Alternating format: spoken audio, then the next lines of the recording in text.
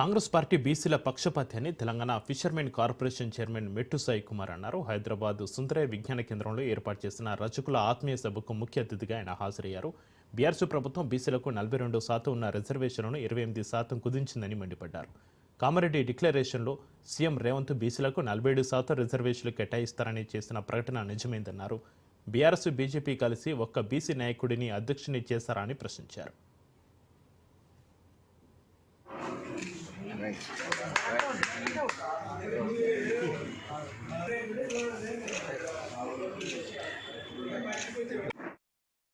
నాయకులు ఇంతవరకు మీకు సిగ్గున్నదా?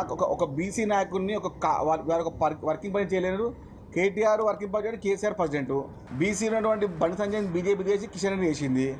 వీళ్ళ బీసీ మాట్లాడేది. అరే కాంగ్రెస్ పార్టీ నాయకుడు పార్టీ అధ్యక్షుడు బీసీ కదా. అది మేము గౌరవంగా చెప్తున్నాము. కాంగ్రెస్ పార్టీ బీసీ పక్షపాతి. 42% ఉన్నటువంటి అప్పటి సమాజంలో 28 ఇచ్చింది ఎవరు? అదే బీఆర్ఎస్ కాదా? కానీ ఇప్పుడు మేము 42% కామారెడ్డి యొక్క బీసీ 42% ఇవ్వబోతున్నాం, ఇచ్చి తీరుతామన్నట్టు ముఖ్యమంత్రి రేవంత్ రెడ్డి గారు దమ్మున్న నాయకుడు. బీసీల గురించి మాట్లాడే నైతిక అర్హత అటు బీజేపీకి లేదు, ఇటు బీఆర్ఎస్కి లేనే లేదు.